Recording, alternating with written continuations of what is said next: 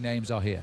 They certainly are. Let's not forget Fabian Cancellara, the winner here last year, was dominant last week in the Tour of Flanders. Although he didn't come up with the win, he showed everybody that he's got a fine pair of legs. Tom Boonen, I think, would look for a little bit of redemption because he too would try to win for the Flemish crowds, who are certainly going to turn out in their large numbers here in a race that they almost regard their own. And of course, the surprise winner last week of the Tour of Flanders, Alessandro Ballan. He's in fine form and says he wants to do the double. And there are other names we must look out for as well. One is the young Vladimir Gusev on the Discovery Channel team. Last year, he might have even finished in second place if he hadn't been disqualified near the end for that closed railroad crossing incident. Well, he's back and on form. He finished fifth in last Sunday's Tour of Flanders. And also Leif Hoster, second for a third time in Flanders. He, I think, will do a good ride today and might be the man who will cross the line in first place. And finally, there's the British rider Roger Hammond. He's finished third in this race before, and in midweek in Ghent-Wevelgem, he was in a race-long breakaway, and he still managed to hold off the pack and cross the line in second position. So I think he'll be a challenge as well today. But of course, the route is the thing which decides this race. Take us through it, Paul. Well, it certainly is. The riders start from Compiègne, Phil, as you said, just outside of Paris by about 50 kilometres. They move north through Saint-Quentin, but the action all starts at the 28th section of cobblestones to go at Troisville, 2.2 kilometres long. Then the famous Arenberg Forest, where we always see a decisive move. A new section of cobblestones too at Mont-Saint-Pével, and that's at 210 kilometres, 3 kilometres long. And of course the one that I always regard as a very famous one, Le Carrefour de l'Arbre, right down towards the end at 242 kilometres. And the official distance today, 259.5 kilometres. That's about 161 miles, or the distance from Port Lucie in Florida to Sarasota. 28 sections of cobblestones, as Paul has said, totaling 33 miles. And by the way, they're taking down the crowd barriers in the Forest of Arenberg, so we'll have a great atmosphere when the riders get there. 24 teams, 8 riders per team, and these are the men who've had the most success. Roger de Vlaming, Le Giton, the Gypsy as they always called him, he won this race on 4 occasions, and he rode it I think 11 times. And other big names to have won it on 3 occasions, well, of course, the great Eddie Merckx, Johan Museeuw and Francesco Moser of Italy. All right, well, one man who hopes to be the winner again, he won in 2005, is Tom Boonen. And this is what he had to say to Paul. First of all, Tom, a lot of people in the United States don't know how bad your crash was last week. How bad was it? Well, after all, it was okay. In the race Sunday, I wasn't feeling so good. I had some pain in my wrist and my knees. But I survived, so and maybe I'm survived and get stronger. Well, you've had a good week to get over the crash. You rode Ghent-Wevelgem in the wheels, if I might say, but now Paris-Roubaix, that's a big rendezvous for you. Yeah, of course. Last Sunday and today and tomorrow are the 2 biggest races of the spring season. And Sunday I was feeling a little bit bad because if you feel pain the entire day, it gets in your mind and it starts playing with you. But feel better now, so I hope I have a good day tomorrow and we got some good weather, so it will be a nice day. A lot of people say it'll be a very strange Paris-Roubaix because of the weather, and maybe you'll actually have to play a waiting game. It was the same last weekend. It makes it more difficult for the stronger riders to get in front, but if you saw last Sunday, it was just one long sprint to the Muur, and it was the first time in my career we got there with 65 or 70 riders. So.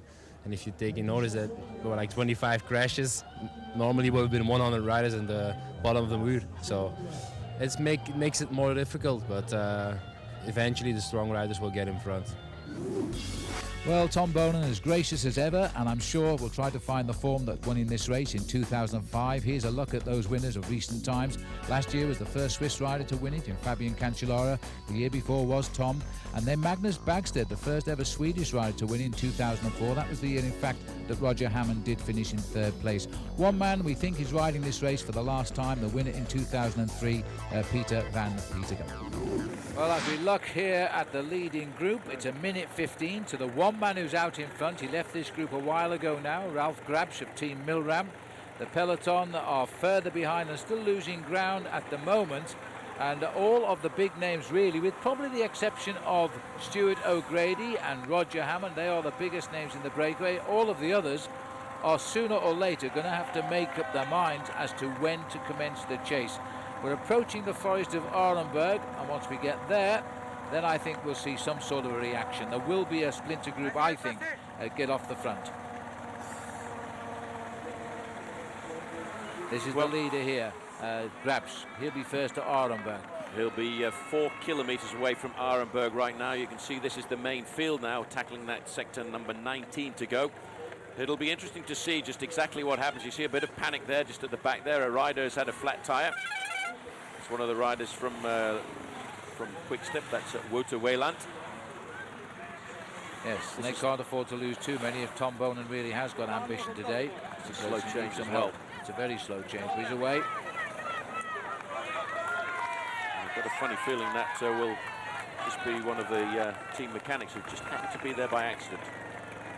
So this is the leading group here. They are just chasing one man at the moment, with the peloton still having to work out quite what to do.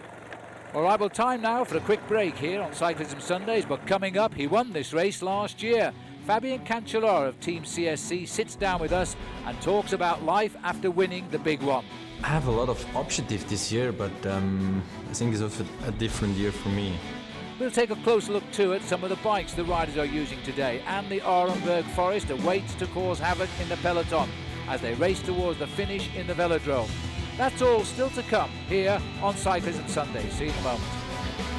Cyclism Sundays coverage of Paris-Roubaix on Versus is presented by Hampton Hotels. Visit us online at hampton.com or call 1-800-HAMPTON. And by Cervelo. I've always wanted a farm, like my grandparents used to have, with a stable, you know, for the horses. A place where everyone can get together. Kids, grandkids, all my cousins, the whole family. And then pass it on to all the generations that come after me. You once made a promise to yourself about your future. At John Hancock, we have the products you need to help build, protect, and sustain the future you've always wanted. John Hancock, the future is yours. At Hampton, we love having you here. Heat. Enemy of engines.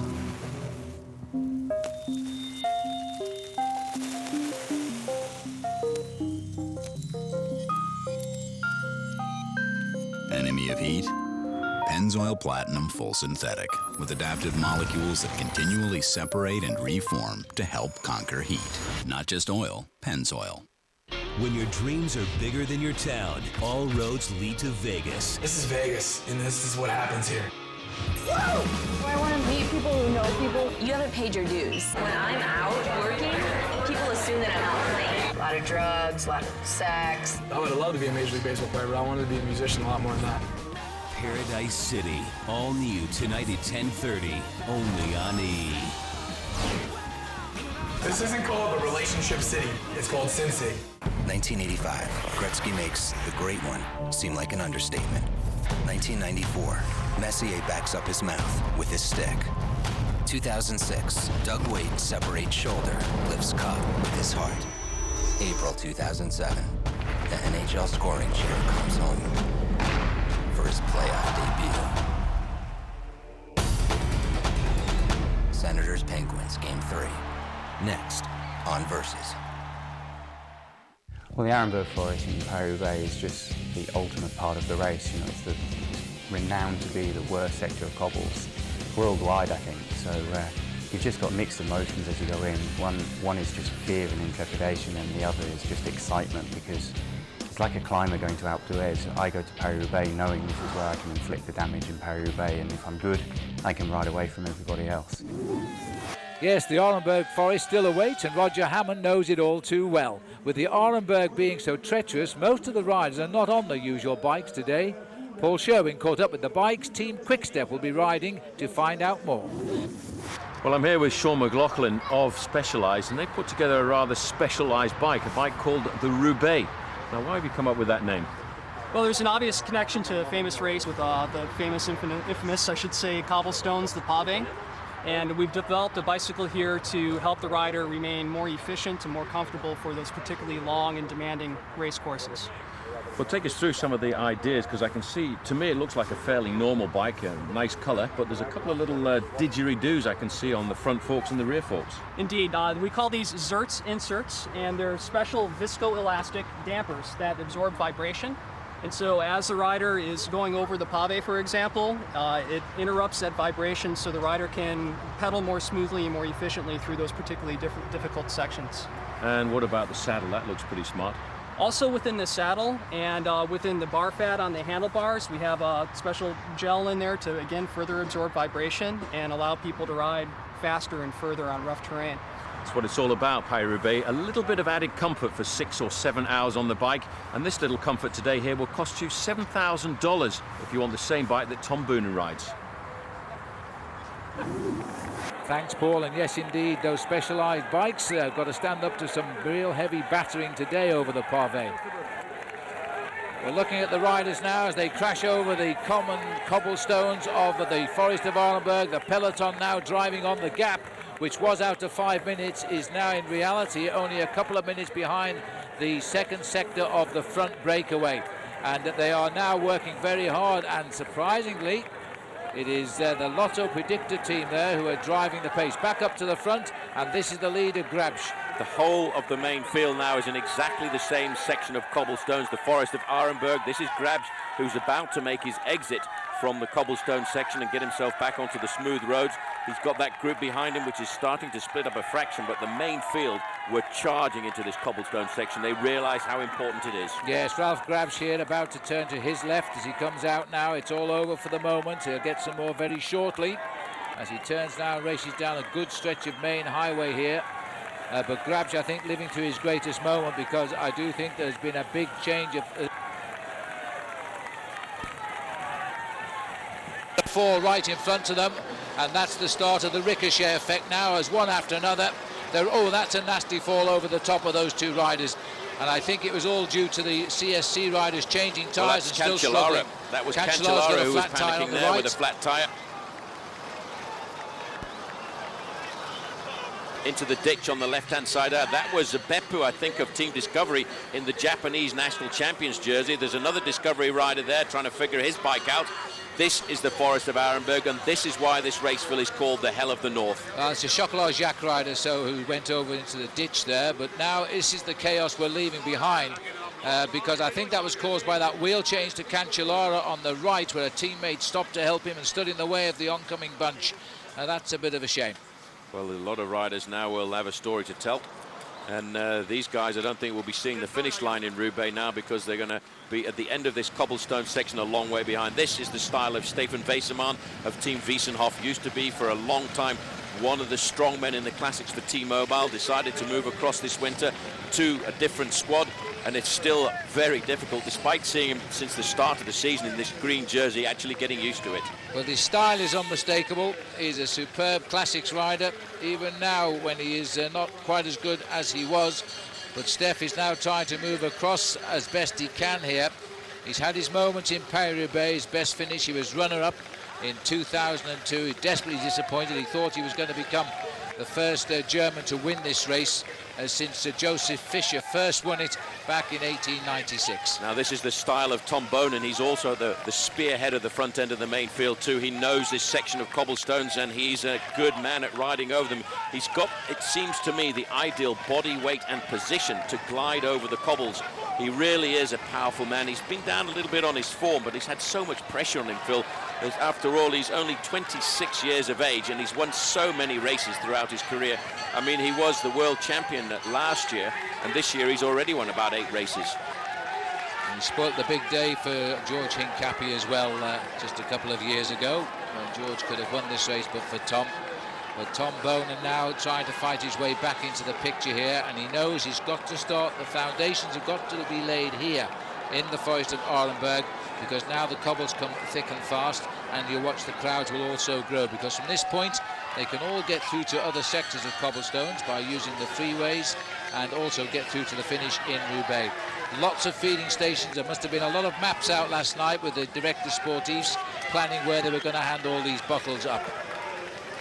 And Boonen now wants to pull a group clear that can work with him to try and get up to those leaders.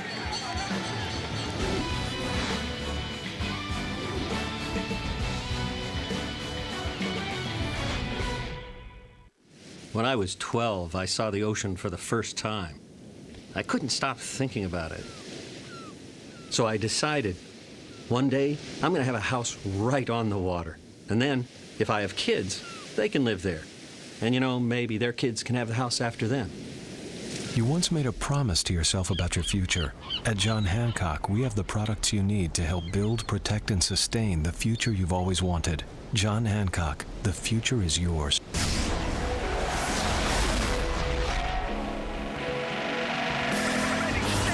Saab was founded by 16 aircraft engineers. Their spirit lives on. The Saab 9.3 Sport Sedan with an available 250 horsepower turbocharged V6. Once you've built jets, you don't build just another car. Saab, born from jets.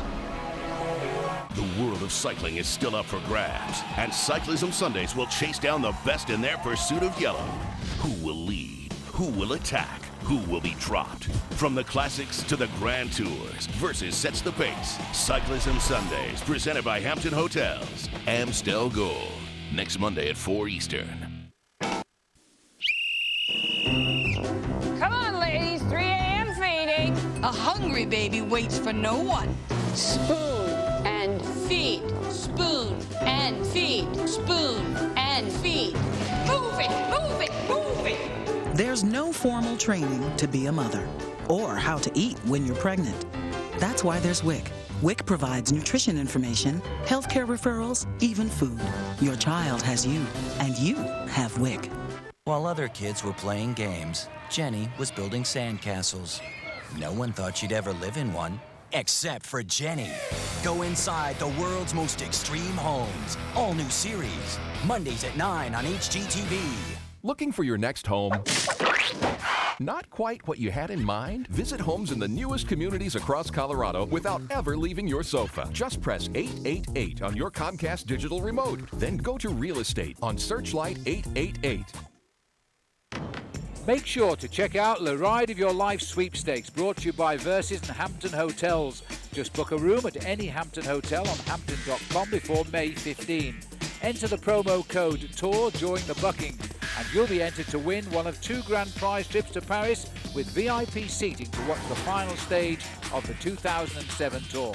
Good luck. Well, one rider who had the ride of his life last year when he won this race was Fabian Cancellara. And today he powers on in hopes of making it back-to-back wins. Let's take a minute to learn more about him.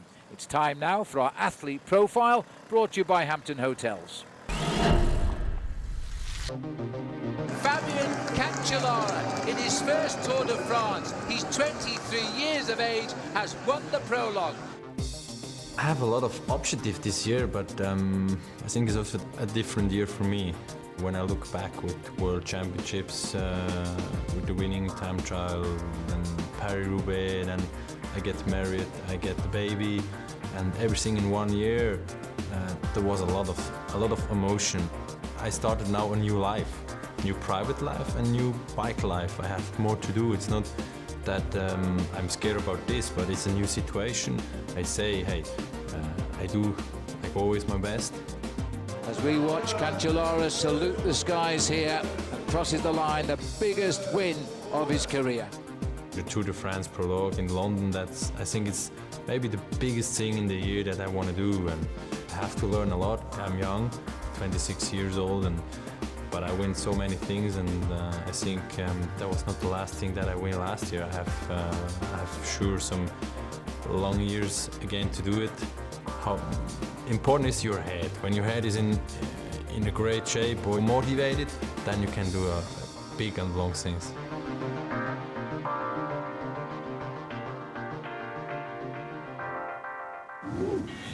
In Sherwen, and Tom Bonan has launched an attack, and that's going to cause chaos on the group behind. Reach him now or say goodbye. And this is Tom Bonan, who's caused a cheer in the stadium at Roubaix, as he now wants to try and reach those leaders before it is too late. This is a do-or-die effort by Bonan. Well, he knows this section of cobblestones that's coming up right now, Phil. He knows there's 3 very different sections together. I'm surprised he attacked right there. He just took the opportunity. That attack, he did that attack with his heart and his guts. And he's done it before the cobblestones have been reached, but they've come back towards him here now. onto the cobblestones at Sherwen. This is the group, the third group on the road now, with Tom Bonan trying to reach the group up front. There are 8 riders chasing ahead of Bonan by half a minute, and there are 2 riders leading the field by another half a minute. And David Kopp and Kevin Van Imp, as they've crossed these cobbles in Sherwen, are beginning to feel they may be taking the destiny of Paris-Roubaix in a very strange direction. Well, the crowd have turned out here at Sherwen to see this long section, 1.3 kilometres. Just looking back, this is a big move here. Everybody now realising we've got 5 kilometres of cobblestones in the space of 7 kilometres. This is remarkable. There are the 2 leaders, there are the chasers. This race is slowly being pulled back together. That is not very much more than 15 seconds. But just like in Flanders, where the best man won in Alexander Balan, every one of these professional cyclists is totally committed. There's nobody following somebody else's effort. They've got to do it all themselves here, or they simply aren't in the hunt. Stefan Wesserman drives on there in the Fletcher group. There is Fletcher as well. The 15 seconds, the gap, they are crossing it. Look at the gaps, though. They're starting to come down. It's just 49 seconds to Tom Bonan. Stefan Wesserman now looking at his possibility to try and win Paris-Roubaix. He knows this race. He's been here many times before in a very famous race in the former Eastern Bloc called the Peace Race. He was one of the most successful riders in that event, Phil, and it was often on roads just like this. And now the dust is beginning to take its toll as well. Stein de Volde heading the pace here. This is Group 3, 2, 8, and then this group. They've had to nail back Tom Bonan. They've done it. Stein de Volde still in the hunt. And as we tick off these sectors of pavé now, there's a lot of riders going to believe they can actually see a great result for themselves in Roubaix. Looks like Burkhardt there in second position behind Bonan, followed there by Stein de Volde just on the back of the group as well. Looks as if it's still Peter van Petegem, so that will be rather good. I think that's Pollack coming back now in the green jersey on the right-hand side. He will slip away rather dramatically, but Bonan now is assuming the responsibility of Paris-Roubaix. He wants to win this race again if he can. It's been a long break for these two. They're about to be joined by 8 other riders here. We're shortly going to have 10 leaders in Paris-Roubaix. David Kopp of Germany, Kevin Van Impe of Belgium are going to be joined by Lars Mikkelsen, Breschel, Wesserman, Fletcher. And here it is coming up 25 kilometres, just on 15 miles from the finish. And now they're going to have to rethink their tactics. This group is now swelling, and immediately, and not surprisingly, an attack. Well, that looks like Stuart O'Grady, and I don't know where he's come from. But if it is O'Grady, we never saw him hook up at the back end of the group. We may have slipped down with the cameras here because O'Grady was in the previous group. It's certainly O'Grady, that's for sure. Well, as Stuart O'Grady wears their number 7, rides for Australia. He's got some of the finest form of his career this last week of racing, and he now is going again, Phil, onto the next section of cobbles. So Stuart O'Grady, the man who has never learned to say no to anything as a bike rider, is now heading onto the cobblestones Paris-Roubaix. We don't know how he reached those leaders, but he must have somehow got around that group and joined the 8 front runners.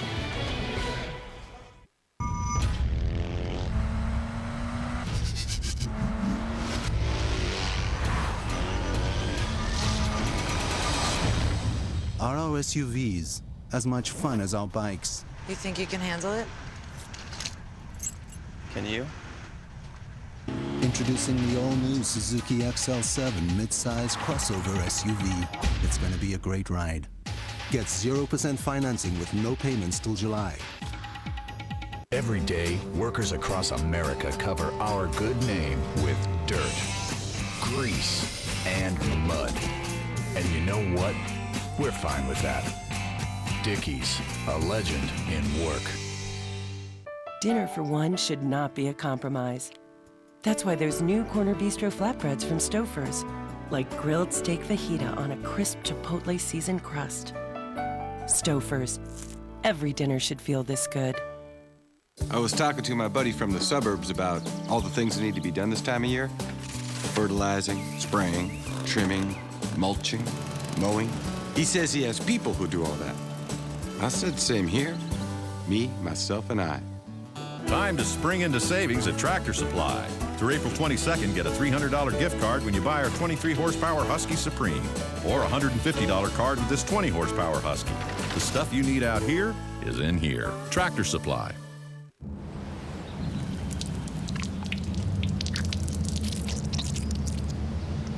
That ought to do it. Assuming you've done enough for retirement doesn't make much sense either. That's why you should invest with Edward Jones to make sure you're on the right track.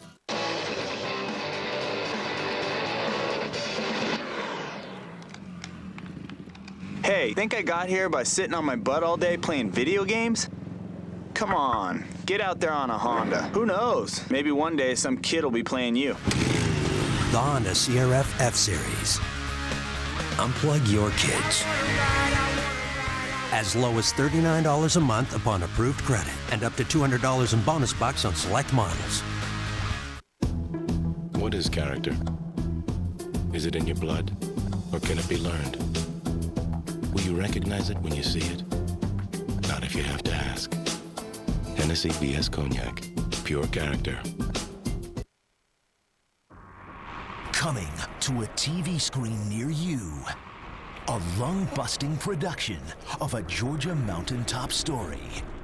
Starring Tom Danielson, Levi Leipheimer, and George Hincapie. And featuring the unforgettable Brasstown Bald. That's one of the hardest climbs in the world. It's steep and, I mean, it's hard. Brasstown Bald's always the make or break.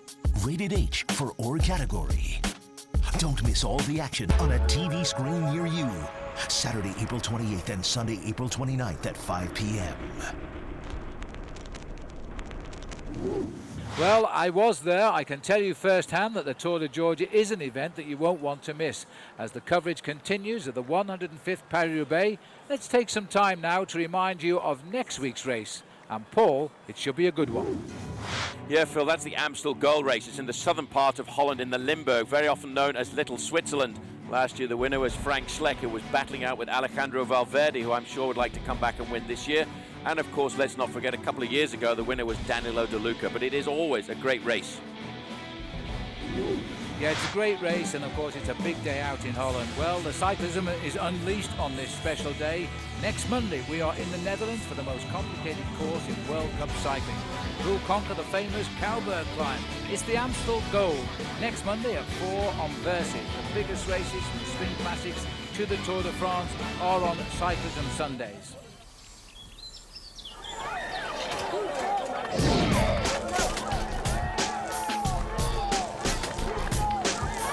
Hi, I'm Phil White, one of the co-founders of Cervelo Cycles. We're the official suppliers of bikes to Team CSC. This is the Cervelo R3, the bike that Fabian Cancellara used to win this race last year. So I'm going to show you some of the technical features of it today to hopefully provide him with an advantage over the competition.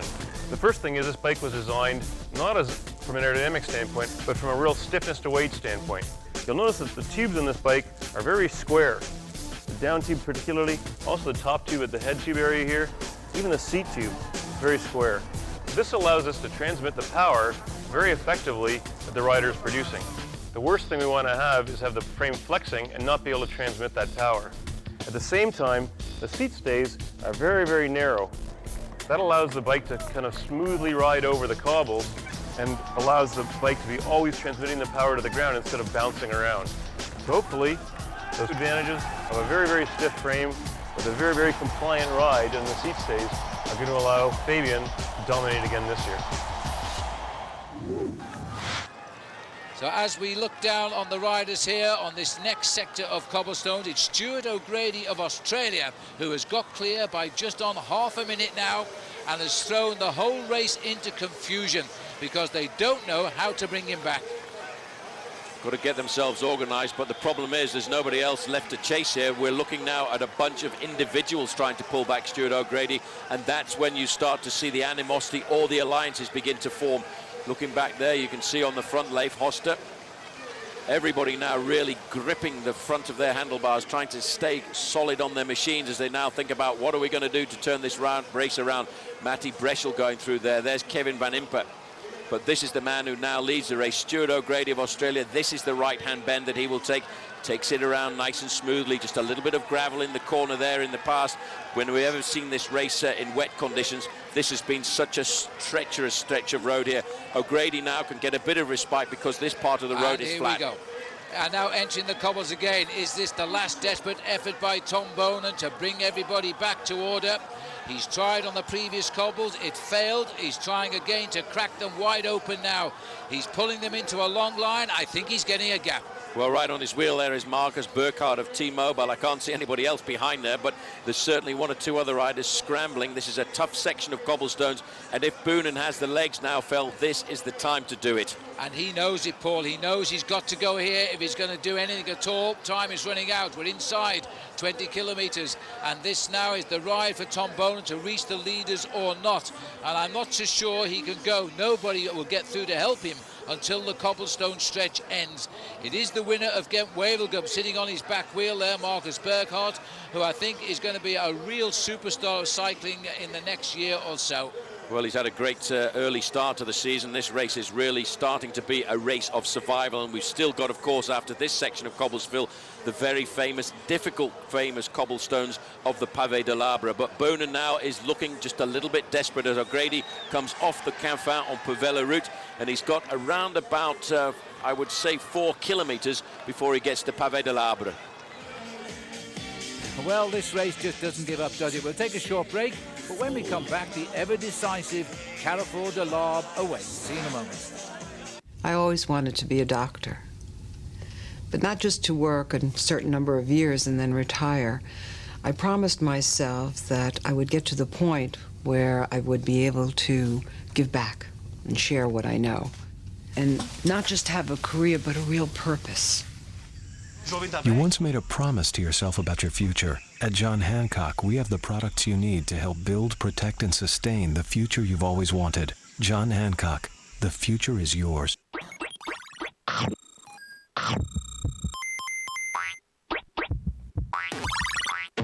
What kind of eating habits are your kids learning?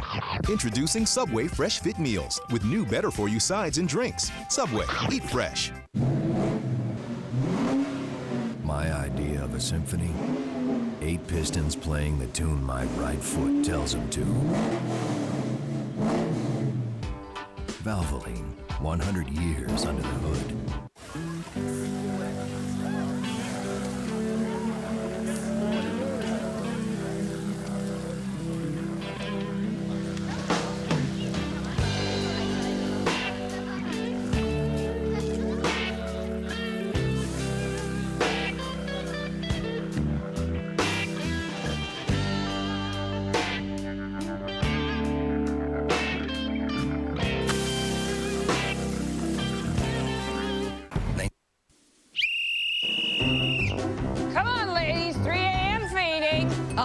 Baby waits for no one. Spoon and feed. Spoon and feed. Spoon and feed. Move it, move it, move it. There's no formal training to be a mother or how to eat when you're pregnant. That's why there's WIC. WIC provides nutrition information, healthcare referrals, even food. Your child has you, and you have WIC. While other kids were playing games, Jenny was building sandcastles. No one thought she'd ever live in one, except for Jenny. Go inside the world's most extreme homes. All new series, Mondays at 9 on HGTV. Looking for your next home? Not quite what you had in mind? Visit homes in the newest communities across Colorado without ever leaving your sofa. Just press 888 on your Comcast digital remote. Then go to Real Estate on Searchlight 888. Paris-Roubaix is just a special race. There's no lucky winner in a race like Roubaix. You don't look like a cross between motocross and mountain biking. It's serious old prehistoric roads. It's kind of one of those love-hate relationships where you just never know what's going to happen, from one cobble section to the next. It's got to be your Tour de France, World Championship, Olympic Games in one day. We're looking at Stuart O'Grady now on the Pavé de l'Arbre here. This is a horrible section of cobblestones. He's 20 kilometres from the finish. He is pulling away from the chase. He's just under 1 minute ahead. And Tom Boonen, trying to reach the chase group of 8, is also in a spot of bother now, being impeded by the following cars. He's going to have to get round that problem. He's in a group of 4. but O'Grady has gone for goal some 25 kilometres from the finish, and for the moment he is pulling away. The amazing thing is, Philly, he came across in the total confusion. We have no idea where he came from, but all of a sudden he launched himself into the lead. This is the second group on the road, the group of Juan Antonio Fletcher. Behind this group at around about 30 seconds is still Tom Bonan chasing, trying to get himself into contact. But when he contacts this group, he's going to find himself a long way behind, and Fletcher has now gone. Fletcher has launched an attack, I think to be expected. He's got tremendous strength, but they're all just fighting for any wheel they can find up right now and dodging the holes in the road at the same time. This is Panic Stations in Paris-Roubaix, the 105th running of the event, and an Australian is trying to seek a win here, and if he does, he'll be the first Australian not just to win, but the first Australian ever to get on the podium. Tête de la course, he'd be very happy to see that, because he understands what that means in French. That means the front of the race. This is the left-hand turn. Now look at the dust, the sand that's all over these cobblestones. He has now got himself a minute advantage over Juan Antonio Fletcher. This climbs up. It's a very difficult piece of cobblestones, Phil. On the left-hand side over the top, you'll see the little cafe called the Café de l'Arbre. And this is Fletcher. They've caught him back again. Fletcher hadn't got the legs to go alone. He didn't have an O'Grady in those legs. Stefan Westermann is the first rider to bring the group alongside. Lars Mikkelsen behind Westermann. Mikkelsen will be feeling pretty content with his work now, because O'Grady is riding away. It's 1 minute and 1 second the gap now. Stuart O'Grady over the chase. Well, O'Grady, once he gets to the end of this cobblestone section, has really only got two big sections to go. The section of Gruzon and the section of M. But we do have to get ourselves through the railway crossing, which was... Well, at the point now, Paul, where you cross your toes, your fingers, your thumbs, because you don't want a flat tyre at this stage. And every time your bike clatters on those cobblestones, you must wonder if one will snap the tyre. Well, O'Grady now is doing the ride of his life. He's been threatening a ride like this for 2 years, and it's coming today, and I really feel he deserves to win it now. Well, he certainly does, but there's still a long way to go from here, and anything can happen. Bad luck can be with anybody on the road, on the run in towards the Roubaix Stadium. But O'Grady, what a terrific finish that would be for him, Phil, because throughout his career, he's been one of the greatest track riders in the world, and to finish here on a stadium like this, I think he will enjoy that dramatically, but he's still got to get there. And this is back with Tom Bonan here now, but again, I think they're being slowed a little bit by the cars still. These motorbikes are getting too close as well. End of sector 4 for the Australian champion, or South Australian champion he is at the moment, as he swings onto a nice clean stretch of road where he can accelerate. The crowds are huge now. He snatches a bottle with the ease of anything you like. Over the neck goes the water, back to the dust goes the bottle. 1 minute and 10 seconds, but only 1 minute 31 to Bonan. Bonan is catching up. Stuart O'Grady now onto the next section. This is the section of Gruzon. It's 1.1 kilometers long, but it's not that bad, because at the side of it, halfway along, you've got a little bit of tarmac. O'Grady trying to get the motorbike out of his way. He's used it on a number of occasions as a friend. Now he's finding it becoming a little bit of an enemy. This is the second group there, led by Stefan Westermann. So far, 40 seconds have gone by since Stuart O'Grady went round that corner at the top, and still the clock ticks by. Stefan Westermann, another hero of Paris-Roubaix in years gone by, still finding the legs to drive on this chase group. The riders being baked by the hottest sun in the history of the race. But this man knows all about hot sun coming from South Australia at this time of the year. A problem there for Lars Mikkelsen. Well, all I can say is thank heavens it wasn't his teammate O'Grady. Mikkelsen has to get back in the action. Here's what he did. He knew he had a flat tyre, and he went straight in. He skidded on his shoe cleats, grabbed the bike, that was a bike change. That was a planned bike change. That was unbelievable. The mechanics were there. And this is what, that's him going down again. That's exactly, oh dear. Well, Lars Mikkelsen has gone down again. He's just got onto the bike, and he's on the corner, on the dust. And you could see the dust coming up there. He was trying to take a few risks. You know, he had that bike change at the end there. He got himself straight back up. He's riding just a little bit too fast there as he went round the corner to try and make contact with that group again. It's almost as if Mikkelsen, the teammate of O'Grady, is showing us the problems which can still exist in Paris-Roubaix. And thank heavens that O'Grady is staying clear and riding safely.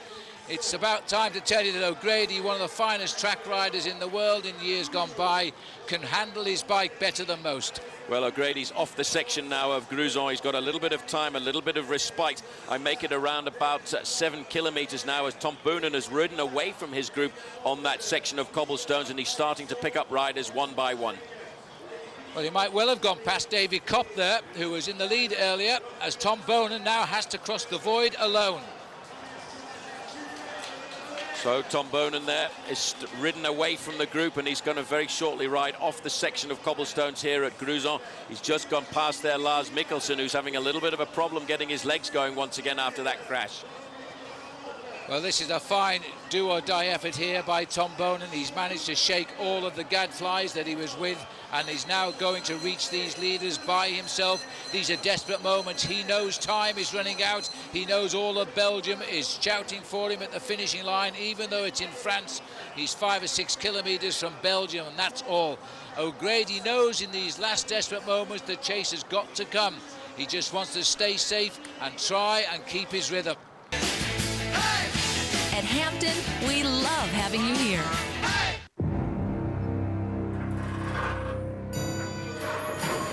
Pressure, enemy of engines.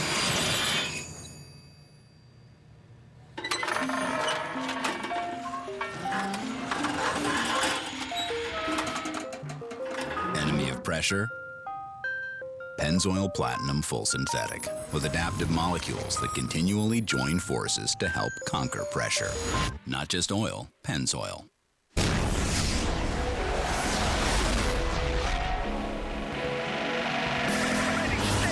Saab was founded by 16 aircraft engineers.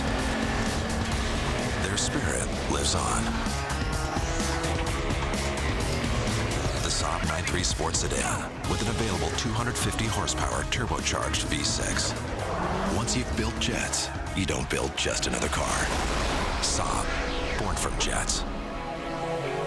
This week on the Golf Channel, Louisiana native David Toms will lead the PGA Tour's march back into the other Big Easy, New Orleans.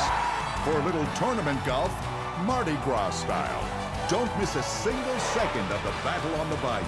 Watch it on the Golf Channel. Golf's home. The race for the FedEx Cup continues at the Zurich Classic of New Orleans, Thursday and Friday at 3 and 8:30 p.m. Eastern on the Golf Channel. The world of cycling is still up for grabs, and Cyclism Sundays will chase down the best in their pursuit of yellow. Who will lead? Who will attack? Who will be dropped?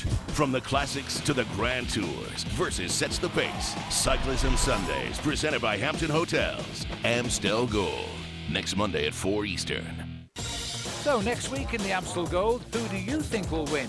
I'm going with Valverde, but you have other options, of course. Maybe it's last year's winner Frank Schleck or the American Chris Horner. You can log on to versus.com and cast your vote today. Just 2 sectors remaining now of Paris-Roubaix as we look at the leader here, Stuart O'Grady, approximately 8 kilometers from the finish, and his gap pretty constant, just on 1 minute over the chase group of 4. He still has to be very careful indeed, because although there's a nice piece of smooth road to the side of this cobblestone section, it was actually this little part where you flick across from left to right that Henny Kuiper nearly lost his Paris-Roubaix, because his tire actually flipped off and the mechanic was very slow in coming from the car. In fact, the mechanic couldn't get the wheel out and had to go back to the car to get a spare bike. But O'Grady is absolutely flying around these corners, and as you said, Phil, a little bit earlier, he is one of the best bike handlers in the business. He's ridden 251 kilometers. Just 8 of them remain now, and they're going to be the hardest of his life, but they may turn out to be the happiest of his cycling career. And believe me, O'Grady has had some great moments in cycling, especially on the indoor velodromes around the world at all of the big events. Well, he is the Olympic champion, let's not forget, in the American, the Madison. Well, we're looking at around about a 45 to 50 second gap for Stuart O'Grady. He's got to dose his effort now, because at the end of this section of cobblestones, he'll actually ride into the town of Hem at 6 kilometers to go, and there's a nasty false flat. If he goes over the top of that with 30 seconds, I predict they'll never see him again. If Stewie even senses the outskirts of Roubaix, they'll never see him again. Such will be his determination to nail this one back. It's an event he's never actually excelled in until today, but now he's really trying to excel in this one. We're looking now at Stefan Westman, one of the other heroes of the day for sure, and in his twilight years as a professional cyclist has really produced a ride today, and he's more or less carrying this group now, because I actually think that even Fletcher has hit the wall. Well, Fletcher was the man who made a big effort to try and get away on a number of occasions. I think everybody, oh, that's a tricky move there as O'Grady flicks across, but you saw he was still agile. He was still able to just lift the front end of the bars up to get it over that little ridge of cobblestones at the edge of the cobblestone section of the road. He still looks comfortable, but I tell you right now, the whole of his body is screaming in hurt. But because this is Paris-Roubaix, because he's inside of 7 kilometers to go, he can accept that pain right now because he knows he'll accept it for a little bit longer. Well, we're nearly there. This is what the scene looks like at the velodrome finish. We'll have a quick break, and when we return, we'll know the result. I always wanted to be a doctor, but not just to work a certain number of years and then retire. I promised myself that I would get to the point where I would be able to give back and share what I know, and not just have a career, but a real purpose. You once made a promise to yourself about your future. At John Hancock, we have the products you need to help build, protect, and sustain the future you've always wanted. John Hancock, the future is yours. At Hampton, we love having you here. Reason number 11 why you should own a Thermospa's hot tub. They cost less to operate than any other brand. Their multi-layer insulation system locks out the cold and reuses the heat generated by the spa's engine. So whether your spa is indoors or out, it'll cost less than $1 a day to operate, allowing you to relax, knowing that you own the most energy-efficient hot tub in the world. Call to receive a free DVD and 48-page brochure and learn the most important reason. Buying direct, you can own a Thermospa for only a few dollars a day. Call now and we'll include free delivery, free chemicals, and a $400 cash coupon. This $1,000 offer is free. Call 800-477-3223. Thermospas. Luxurious hot tubs made affordable. 1970. When Bobby Orr scores this overtime goal, some call him the best ever. Everyone else was speechless. The NHL Stanley Cup Playoffs on Versus. Do or die. Cyclism Sunday's coverage of Paris-Roubaix on Versus is presented by Hampton Hotels. Visit us online at hampton.com or call 1-800-HAMPTON. This gap is ever so small, but it's taking an awful lot of bridging here. It looks as though Steph Wesserman also now is either feeling the pace or is just lying off the back of them to launch an attack. These are the bikes which have carried these riders across the cobbles today, and this man has handled them better than anybody else. Stuart O'Grady now, to me, is finding his third or fourth win. He knows he's won the race. He's beginning to enjoy it. Well, he's now inside of 2 kilometers to go. He knows now he can almost walk around the velodrome here. There, in a few moments, he will flick across into the central reservation here in between these two roads and take on the last ornamental section of cobblestones, the final section of cobblestones in Paris-Roubaix this afternoon, just at 300 meters. But for O'Grady, this is going to be a phenomenal win. Just listen to these for his results since 2003. Third in the Tour of Flanders, third in Paris Tour, third in Milan-San Remo. He won the Hughes Classic in Germany. Then he finished fourth in Milan-San Remo, and this year alone he's finished fifth in Het Volk and fifth in Milan-San Remo. All near misses. Now he's going to flip onto the last sector of cobbles, and these don't hurt. They're quite smooth. They put them in as a sort of tribute to Paris-Roubaix. When he comes off them, he'll enter the stadium to an enormous cheer. And he will be waiting for that moment. This is a moment he's dreamed about, and he now knows, as he sees the Flamme Rouge, the red kite there, Phil, that he's only got 1,000 meters to go, and around about 750 of those meters are on a velodrome where he's really, in the world of professional cycling, carved out his reputation. This is the track. He's seeing it first. He knows he's won now. He's got to go round the stadium 1.5 times as he flips into the road that takes him to the entry to the velodrome. The arrival of this great race coming home yet again for the 105th time, and it's being led for the first time ever by an Australian cyclist. Here's the entry to the velodrome. Listen to the crowd. An enormous cheer, the tongue comes out, the cheeky little man, Stuart O'Grady. It's a classic position for him. He knows all about track cycling and he's done it. He can master any track in the world, usually in a gold medal position. Today, he is mastering Paris-Roubaix. He knows he's got it now, Phil. All he's got to do is ride 500 more metres, and this is really basically a lap of honour here for Stuart O'Grady. He's 3/4 of a way round now. He's on the far side. He's going to really enjoy this. This has been the greatest ride of his life, and he won this the same way as he won the Commonwealth Gold Medal in Manchester on the road. Stuart O'Grady is down the back straight. His pursuers aren't in the stadium. It's all over. His chance to take the applause now. Never before has an Australian stepped up into the first three. They start at the top. O'Grady is about to win Paris-Roubaix for the best win of his career and his 46th road race win of his life. And you'll remember this forever. And what a way to win it, from the break, back to the bunch, back to the break, to win on your own. A classic win for a classic bike rider. He's promised this for many, many years, and he really has dreamed, I think, about winning this race. 42 kilometres an hour as O'Grady has now crossed the line. He's won Paris-Roubaix, and now he can try and get his breath back. But these guys have still got to fight it out, Phil, for second place. Bjorn Lukemans, who was also in that early morning break, leads them through here as O'Grady gets mobbed on the infield. If our camera can find the race for second, we'll tell you what's going on. But at the moment, it's still Lukemans on the front. Fletcher trying to get a Spanish rider on the podium and equal Spain's best ever position. As we're now racing here for the second place, Bonin is also on the track, but he won't catch up now. And this could be another remarkable result for Spain, but watch out for Steph Westerman. He may have to settle the third, though. And this is a great result for Spain, equaling their best ever finish of 1958. As Fletcher gets that, Westerman gets third position over the line. Bjorn Lukemans gets fourth. As they chase them down now, Tom Bonin right up behind them on the line, finishing just behind Roberto Petito. He actually caught the group on the finishing line.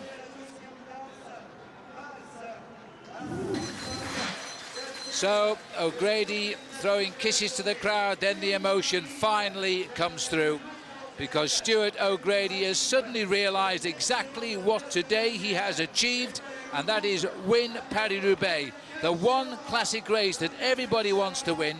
And after all of his near misses in the others, he gets the big one, and he gets it in such a spectacular style. A win for Stuart O'Grady, 6 hours, 9 minutes and 7 seconds. Juan Antonio Fletcher, he gets the best finish since 1958, second by a Spanish rider. Stefan Westerman, he's been second before, third this time. Bjorn Lukemans also in that early morning breakaway, survived to finish fourth. Roberto Petito, he was also in the break fifth. Tom Bonin really was best of the rest today, taking sixth. And a fighting finish again by the British rider there, Roger Hammond. What a great race. Well, of the other big names, Cancellara won't be too disappointed. Here's where he finished today, coming home in a small group, a little bit behind Stuart O'Grady, but he'll be happy enough. And Balan, well, did he puncture or did he just fall off the pace? But he too finished behind today.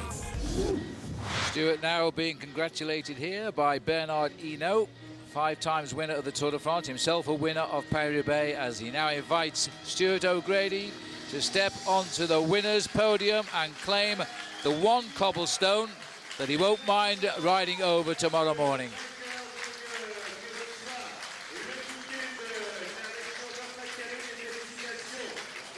And there it is.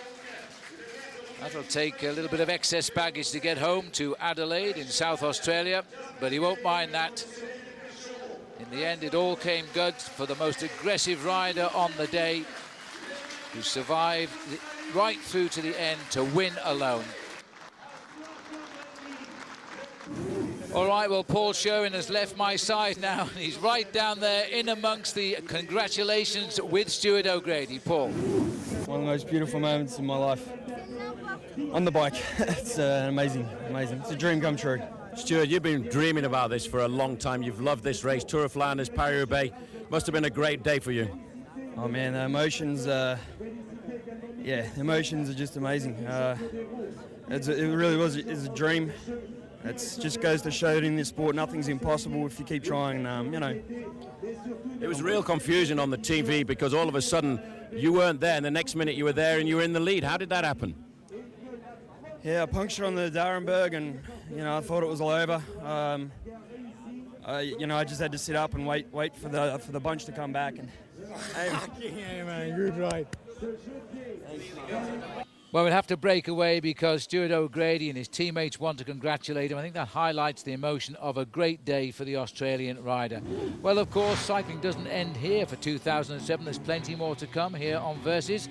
The cyclism is unleashed on a special day and time next Monday. We are in the Netherlands for the most complicated course in World Cup cycling. Who will conquer the famous Cowbird climb? Talking, of course, about the Amstel Gold. Next Monday at 4 on Versus, the biggest races from the Spring Classics to the Tour de France. They're all on Cyclism Sundays. For the complete schedule too and bonus footage, including interviews not seen in the show today, then log on to versus.com. Well, up here next on Versus, the NHL playoffs continue as Pittsburgh face off against the Ottawa Senators. What a great day of racing it's been on a wonderful summer's day in France in spring. I hope you've enjoyed it. For Paul Sherwen, I'm Phil Liggett saying, till next week.